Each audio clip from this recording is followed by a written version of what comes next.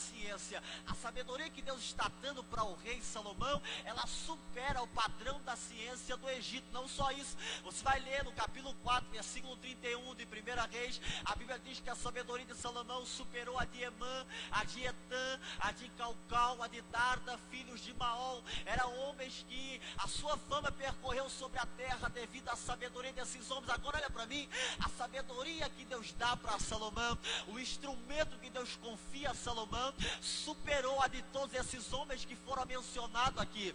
Interessante, irmãos, que Salomão usou daquilo que Deus lhe deu de uma forma tão extraordinária, que a rainha de Sabá sai do seu reino para conhecer a sabedoria do Salomão. Salomão foi superando todos os homens da sua época.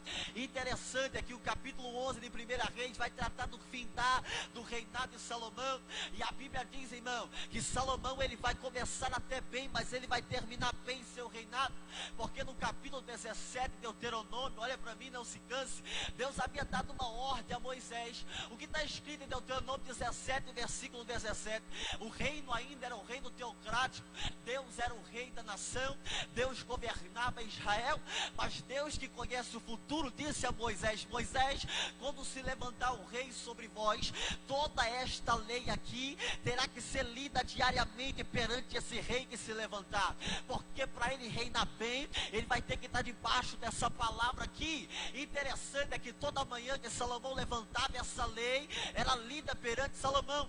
Deuteronômio 17 era lido perante Salomão, e o que está escrito lá, primeira coisa que está escrito em Deuteronômio 17 é que o rei que se levantasse posteriormente, ele não deveria acumular cavalos para si. E o que Salomão teve no seu reinado, aproximadamente 40 mil estrebarias para os seus cavalos. Ele estava violando a lei de Deus. Não só isso, está escrito lá que ele também não deveria acumular mulheres para si. E se você ler o livro de Cantares, se você ler toda a trajetória de Salomão, você vai perceber que ele teve 300 mulheres, 700 concubinas, totalizando 1000 mulheres. Ele estava violando a lei de Deus. Agora perceba que o Salomão conseguiu, irmãos, superar muitos homens em sabedoria, mas ele não foi capaz de superar a si mesmo. Ele não conseguiu superar os próprios desejos do seu coração. Ele não conseguiu superar a vontade da carne dele por ter muito ouro, por ter muita prata e por ter muita glória. E diferente de Salomão, que Cristo veio, ele vem na contramão de Salomão, porque Salomão superou os homens, mas não superou a si mesmo. Agora Jesus, mesmo sendo Deus, com toda a glória que ele tem, aleluia, Paulo vai descrever a Kenoses no capítulo 2, versículo 5 de Filipenses, dizendo que haja em nós o mesmo sentimento que houve em Cristo Jesus, que mesmo sendo Deus, ele não teve por usurpação ser igual a Deus, antes ele aniquilou a si mesmo, tomando a forma de servo, se assemelhando aos homens, e sendo sido achado em forma de homem, humilhou-se a si mesmo, sendo obediente até a morte, e morte de cruz. Porque a gente precisa ter uma consciência, quando eu uso aquilo que Deus me dá para superar a outrem, eu perco tempo, irmão. Deus nunca vai exaltar a gente enquanto a nossa mente for para superar nosso irmão, for para superar quem está à nossa volta, porque Paulo continua dizendo, pelo que Deus o exaltou soberanamente, dando-lhe um nome que está acima de todo o nome, porque só quando a gente aprender a nos superar, nós teremos uma honra de Deus para a nossa vida. Porque nada do que Deus nos dá é para superar alguém. Aprenda a se superar. É o mais difícil. Talvez não seja tão difícil superar alguém, mas é difícil nos superar, nossos desejos, nossas vontades. Aí o Salomão reina, e o reinado dele vai terminar mal. Não só aqui, ele tem um filho chamado Roboão. É no reinado de Roboão que o reino se divide. Então nós temos reino norte e reino sul. Quando o reino se divide, esse Roboão vai ter um filho chamado Abias. Abias gera um filho chamado Asa. Asa gera Josafá. Josafá gera Jorão. Jorão gera Uzias. Uzias gera Jotão. Jotão gera Acais. Acais vai gerar Ezequias. Você vai ver que o reinado de Ezequias é um reinado bom, é um reinado em que ele vai agradar a Deus, ele vai reformar o templo, ele vai voltar o culto, a adoração a Deus. Aí Ezequias era Manassés, na contramão do pai, ele vai refutar as obras. Aí o Manassés vai queimar filhos ao fogo, vai oferecer a Moloque o que Deus abominava. Então você percebe que o reinado de Israel, durante as gerações, foi como que uma gangorra. Se passasse em um gráfico, você vai ver que Israel tem hora que está em cima, tem hora que está embaixo, tem hora que Israel adora a Deus, tem hora que Israel vira as costas para esse Deus. Calma aí que eu vou chegar no capítulo 8 e já entrego o microfone. Mas olha como Israel vai acumular pecados, porque Manassés reina e Deus vai dar um decreto, um castigo para o povo, onde esse cativeiro será profetizado. Manassés gera Amon, aí Amon gera Josias, Josias Jeoaquim, aí assim o reino vai aqui. Jeoaquim vai ser levado pelo faraó Neco ao Egito. O Jeoaquim vai ter um tio, o tio dele é Zedequias. Aqui, irmãos, no contexto, quando Israel é levado em cativeiro, o rei da época é Zedequias. Deus suscita o espírito do profeta Jeremias, ele começa a profetizar. Do capítulo 25 do profeta Jeremias até o capítulo 38, a profecia de Jeremias é só mesmo. Jeremias se apresenta a Zedequias e vai profetizar. Qual é a profecia? A palavra do Senhor é: coloque o vosso pescoço debaixo do jugo de Babilônia, porque Deus vai vos levar em cativeiro. Então perceba que o cativeiro tinha que ser voluntário. Israel tinha que ir com as próprias pernas para o cativeiro. Só que não, a profecia é: coloque o vosso pescoço, se entregue ao cativeiro, porque se vocês se entregar, Deus vai vos trazer de volta para essa terra. Israel não obedece, pelo contrário, eles pegam Jeremias, jogam na prisão.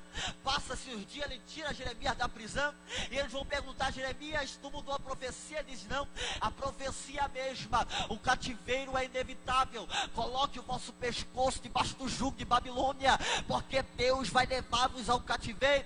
Eles pegam Jeremias e colocam na solitária. Passa os dias, ele tira Jeremias da solitária e pergunta: Jeremias, tu vai mudar a profecia? Jeremias diz: não vou mudar, a profecia ainda é a mesma, o cativeiro é inevitável, e coloca o vosso pescoço debaixo do jugo de Babilônia. Aí o capítulo 38, você sabe que eles estão tão furiosos com Jeremias, eles pegam Jeremias e lançam no calabouço. Aquele calabouço era a pior prisão que existia, e aquele calabouço existe até o dia de hoje. Ele tem aproximadamente 22 metros de profundidade, e os últimos 7 metros daquele calabouço são água. Interessante que eles pegam Jeremias e lançam no calabouço, porque a finalidade era matar o profeta. Só que quando joga Jeremias no calabouço, sabe, diz que não havia água no calabouço. Sabe por quê, irmãos? Porque Deus desceu primeiro que Jeremias e secou o calabouço. Porque quem tem palavra de Deus não morre no fundo do poço, não morre no fundo do calabouço, não morre em prisão, não morre. Deus desceu lá e secou, e diz: Jeremias, aqui tu não morre.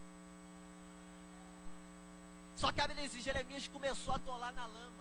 Aí o Ebed-Meleque, o etíope, nem conhecia Deus, era de uma etnia diferente. Ele vai até o rei, vai interceder por Jeremias: deixa eu tirar o profeta de lá, senão ele vai morrer na lama. Ele diz: se vira, então tira. Ele vai lá no almoxarém do templo, começa a pegar um monte de trapo velho, roupa velha, e começa a emendar uma roupa, um trapo no outro. Ele vai até o calabouço e tira Jeremias do calabouço. É interessante, irmãos, porque a gente vive hoje ao inverso disso aqui, porque a gente conhece muita gente. Quantas pessoas você conhece que Deus usava? Quantas pessoas você conhece que pregava e que algo sobrenatural acontecia? Hoje não acontece mais, estão no fundo do calabouço, porque na contramão, irmão, existe uma geração de trapo por aí esquecida pelo homem, mas que Deus vai levantar para tirar. Muita gente que está lá, irmãos, como Jeremias da lama. É a gente que tem muita gente que não dá nada para a gente, muita gente não acredita na nossa chamada, porque vê a gente como trapo, porque trapo é assim. Agora você percebe o que o Ebed-Meleque faz? Porque um trapo sozinho, ele é fraco, ele é frágil, ele se rasga facilmente. O que Ebed-Meleque faz? Ele emenda um trapo no outro, e esses trapos, eles ganham força. O poder da igreja está aqui, porque a gente precisa entender o poder da união, o poder da unicidade, o poder de quando a igreja está unida, porque sozinho eu não posso nada, sozinho eu não faço nada, sozinho eu sou um trapo frágil e fraco, mas quando eu dou a mão para quem está do meu lado, mesmo sendo trapo, a gente se torna uma corda poderosa, para tirar gente que tem Deus da vida, que tem chamada do fundo do poço. Tem muita gente à nossa volta, tem muita gente que a gente conhece e que está afundando na lama, está se afundando no pecado, e tudo que a igreja precisa é dar as mãos, porque quando a igreja está unida não tem ninguém, irmãos, que a igreja não tem poder de tirar do fundo. Então dê a mão para esse crente que está do seu lado aí, porque o poder da igreja ainda é quando ela é unida, é quando ela anda em unicidade. O poder da igreja ainda está quando ela dá as mãos. Não tem nada que pare uma igreja, irmãos, que mesmo sendo trapo, mesmo sendo frágil, mesmo a essência sendo uma condição dada ao mal, é uma igreja que quando está unida não tem nada que para, não tem nada que segura, não tem Satanás que para na frente de uma igreja que anda unida de mão.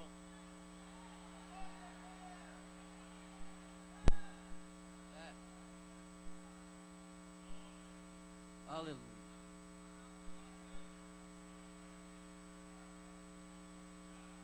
Aleluia. Oh Deus. Oh Deus.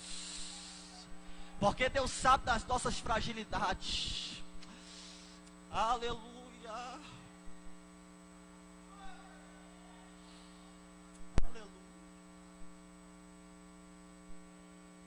De pé para a gente orar.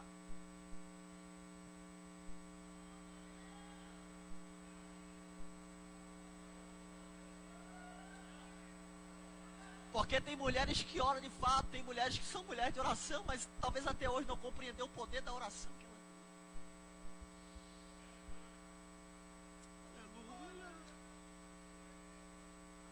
Porque ninguém sai de casa e entra para um culto como esse aqui de oração e vai contando os seus problemas para todo mundo, não, irmão.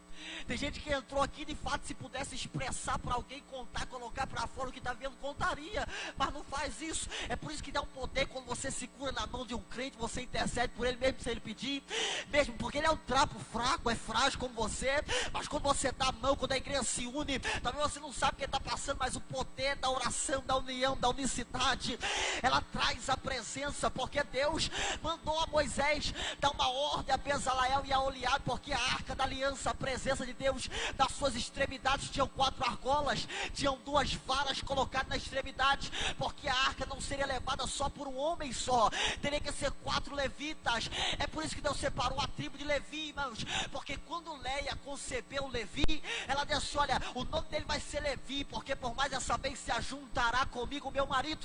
Então Levi significa junto, Levi não tem nada a ver com louvor, Levi significa junto ou ajuntar, porque a característica de um levita é que ele sabe trabalhar em união, ele sabe trabalhar em unicidade. É por isso que Deus disse: eu vou colocar a arca da aliança, a minha presença na mão de alguém que sabe trabalhar em união, que sabe trabalhar com quem está do lado. Por isso, segura na mão desse crente aí, pega na mão dessa mulher de oração que está do seu lado, mas você não sabe o que ela está passando, você não sabe o que ela vive, você não sabe da dificuldade, você não sabe da batalha, mas você pode dar a mão para ela e interceder, você pode dar a mão para ela e orar, você pode dar a mão para ela e profetizar na vida dela. Sozinho a gente é fraco mesmo, sozinho você não vai vencer mesmo não, sozinho você não vai aguentar essa batalha, mas essa mulher que está do teu lado aí, ela vai te ajudar em oração a partir de hoje. Essa mulher que está do teu lado, ela vai interceder pela tua causa a partir de agora, e você vai ver se você não vai vencer, e você vai ver se você não vai. Ora por essa pessoa agora, ora por essa mulher de oração agora, ora, vai, intercede por ela agora. Entenda que sozinha a gente não vai muito longe não, mas quando a gente Alai chor kebinai akalasharia. Deplaste como não se candarabia. Ei lá, jocalabai. Coloca pra fora agora aquilo que tu veio doido pra colocar pra fora. Aproveita esse momento, porque tem uma mulher que ora aí intercedendo pela tua vida. Deus vai mover agora pelas nossas orações sobre este lugar. Deus vai se mover sobre esta casa esta noite, porque existe uma igreja que trabalha em unicidade, em união. Dê a mão e ora agora.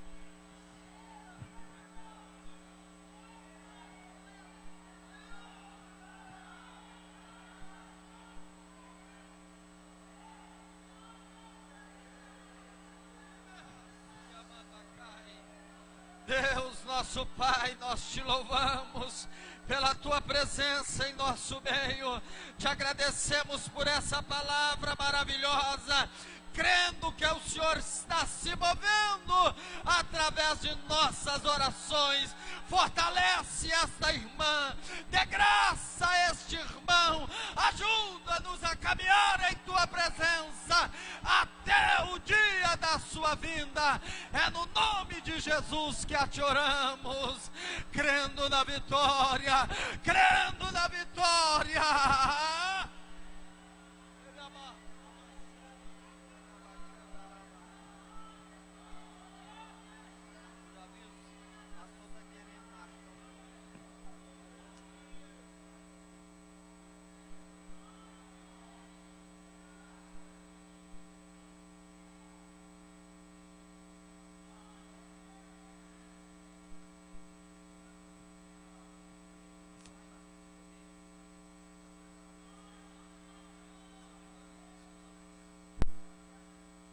Aleluia, aleluia, aleluia. Glória seja dado ao nome do Senhor. Meus queridos irmãos e irmãs, quem não vem não perde nada, porém deixa de acrescentar na sua vida, porque nós estamos saindo daqui melhores do que chegamos.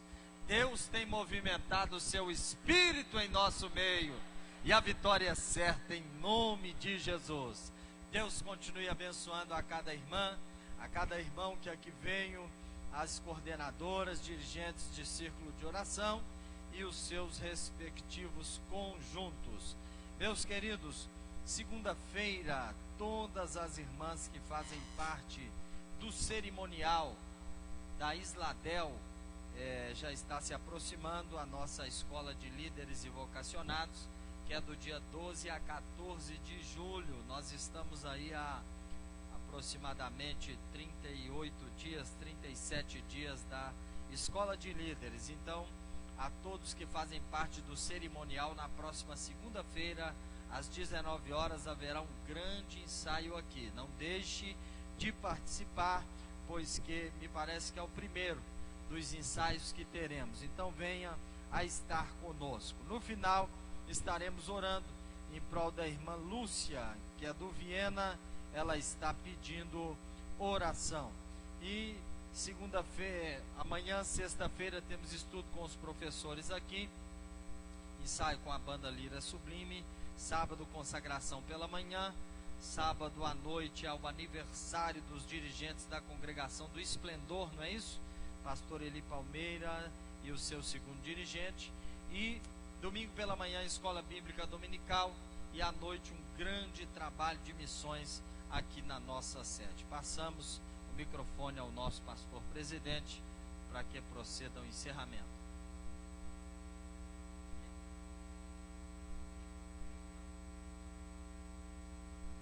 Muito bem, sábado aqui o dia todo haverá o trabalho Efatá, que é para liderança de crianças, bem lembrado, pastor Irineu. Vem duas palestrantes do Rio de Janeiro. Então todas as irmãs aí que trabalham com o departamento infantil devem estar participando. Por apenas R$20 você está contribuindo com esse trabalho, é a sua inscrição, e esse dinheiro será destinado às missões, não é isso, pastor? Vai ser todo ele revertido para as missões na África. Então venha participar, é uma preparação para toda a liderança infantil. Começa às 9 horas da manhã e permanece até às 17 horas, agora, no próximo sábado, dia 8. Nosso pastor. Queridos, a paz do Senhor, graças a Deus por tudo. Um dia bem frio e uma noite mais fria que estamos reunidos, mas contudo as irmãs não ficaram presas em casa, né? Saíram para a batalha. Quero lhes dizer que por isto vocês terão de Deus a recompensa de estar prestando culto a Ele. Portanto, parabenizo pela disposição de vocês que aqui estão aqui, e que Deus abençoe a todos. Queremos deixar um aviso aos irmãos E segunda-feira eu preciso conversar com as coordenadoras, os supervisores do ciclo de oração.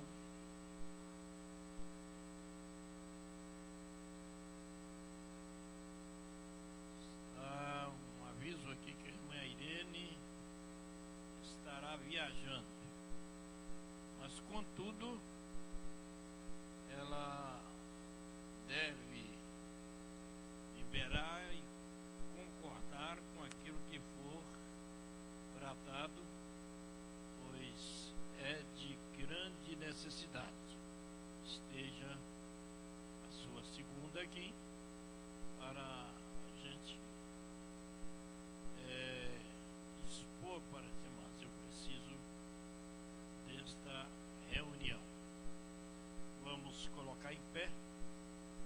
Vamos agradecer a Deus por esta oportunidade e ainda fazer menção às irmãs do falecimento da irmã Wanda, esposa do pastor José Wellington Bezerra, o nosso querido irmão, desde há muitos anos, diante da convenção geral. Ontem perdeu sua esposa. Mas que Deus o abençoe e ajude a família para que eles possam vencer o estado de condolência, sentimento na alma e sentimento também da separação. Oremos a Deus. Pai eterno, te agradecemos nesse momento que aqui estamos diante de ti. Pedimos do Senhor a tua bênção, a tua graça, a sua direção, para que o teu trabalho prossiga segundo a tua benignidade e bondade. Deus, atende a nossa súplica e abençoa a família Wellington Bezerra. Toma nas tuas mãos o nosso querido pastor de honra da convenção e da igreja em São Paulo. Toma nas tuas mãos os seus filhos e ajude a todos nós a reconhecer isto no nome de Jesus. Amém? Amém. Que a graça de nosso Senhor Jesus Cristo, o amor de Deus e a comunhão do Espírito Santo seja com todos nós agora e sempre. Amém.